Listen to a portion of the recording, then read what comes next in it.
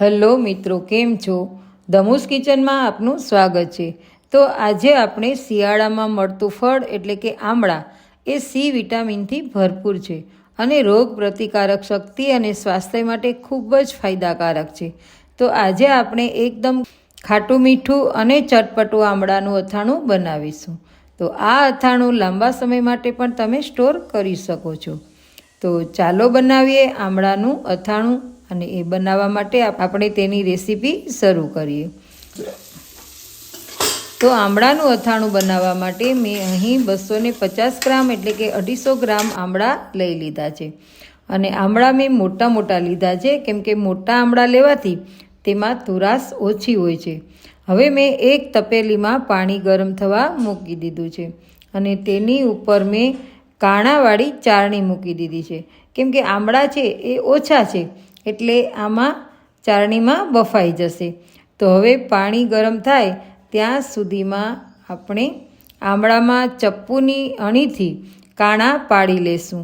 તમે સોયથી પણ કાણા પાડી શકો છો અને પછી તે ચાળણીમાં મૂકતું જવું। આમ બધા જ આમળા એક પછી એક ચાળણીમાં મૂકી દેવા અને પછી તેની ઉપર તપેલી અને ચાળણી ઢંકાઈ જાય તેવું વાસણ ઢાંકી દેવું, જેમ કે આપણે ઢોકળા છે તે બાફવા મૂકીએ તેવી રીતે, જેથી વરાળથી આમળા સરસ મજાના બફાઈ જશે। પાણી ઉકળ્યા પછી 4 થી 5 મિનિટમાં જ આમળા એકદમ સરસ મજાના બફાઈ જાય છે। તો આપણે આમળાને ચેક કરી લેવા, જેથી આમળા બફાઈ જાય તો ગેસ બંધ કરી દેવો। હવે મેં આમળામાં નાખવાનો મસાલો તૈયાર કરી લીધો છે। તેમાં મેં અડધી ચમચી રાઈના કોરિયા, 1 ચમચી મેથીના કોરિયા અને 1 ચમચી ધાણાના કોરિયા, એમ અડધી ચમચી વરિયાળી, આ બધું જ મેં એક બાઉલમાં લઈ અને બધું જ ભેગું કરી દીધું છે। રાઈ, મેથી, ધાણાના કોરિયા અને વરિયાળી આ બધા જ મેં આમાં નાખી દીધા છે અને બધું મિક્સ કરી દીધું છે। ત્યારબાદ મેં 1 ચમચી કાશ્મીરી લાલ મરચું પાવડર છે ને એ પણ આ બધા મસાલા સાથે મિક્સ કરી દીધું છે અને હવે આપણે તેને એક બાજુ રાખી દઈશું। હવે આમળા તો બફાઈ ગયા છે અને ઠંડા પણ થઈ ગયા છે, તો આપણે એક એક આમળા લઈ અને આમળા ઉપર જે ધાર હોય એટલે કે લીટી દેખાય છે, આમળાની ધાર ઉપર જે આપણને ઊભી લીટી દેખાય છે ત્યાં ચપ્પુથી કટ કરી અને તેના પીસ અલગ પાડી લેશું અને તે પીસ છે એ એક એક નીકળી જાય, કેમ કે એ આસાનીથી નીકળી જશે હાથેથી। તે પીસના મેં 2 કટકા કરી લીધા છે, તેથી થોડા નાના થાય છે, તો તમે નાના મોટા તમારી ચોઈસ મુજબ રાખી શકો છો। મેં મીડિયમ સાઇઝના કરેલા છે, તો મેં આ બધા જ આમળાના પીસ કરી લીધા છે। હવે આપણે ગેસ ઉપર એક કડાઈ ગરમ થવા મૂકી દઈશું અને તેમાં 1 પાવરું એટલે કે 2 થી 3 ચમચી સિંગ તેલ ઉમેરીશું। તેલ ગરમ થાય એટલે તેમાં આપણે આ આખું જીરું છે એ ઉમેરી દઈશું અને આમળાના જે પીસ કરેલા છે તે પીસ પણ તેલમાં ઉમેરી દઈશું અને બધું મિક્સ કરી લઈશું। ત્યારબાદ તેમાં આપણે અડધી ચમચી હળદર અને થોડું નમક નાખીશું અને આ બધું જ તેલમાં આમળાની સાથે મિક્સ કરી લઈશું। આમળાને તેલમાં સાંતળવા અને આમળા છે તે બફાયેલા છે તેથી તુરંત પોચા પડી જશે અને સંતળાઈ જશે। તો પછી હવે આપણે તેમાં 200 ગ્રામ ગોળ નાખીશું। મેં અહીં દેશી ગોળ, ઓર્ગેનિક ગોળ લીધો છે, તેથી અથાણું સહેજ કાળા પડતું દેખાશે।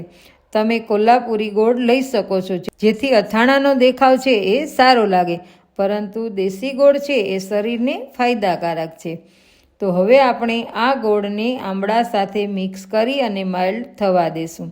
ગોળ બધો જ ઓગળી જાય તો પણ ગોળની પાઈ નથી લેવાની, પરંતુ ઘટ થાય ત્યાં સુધી તેમાં રહેવા દેવાનું છે, કેમ કે આમળામાંથી પણ પાણી છૂટે અને ત્યાં સુધી હલાવતા રહેવાનો છે।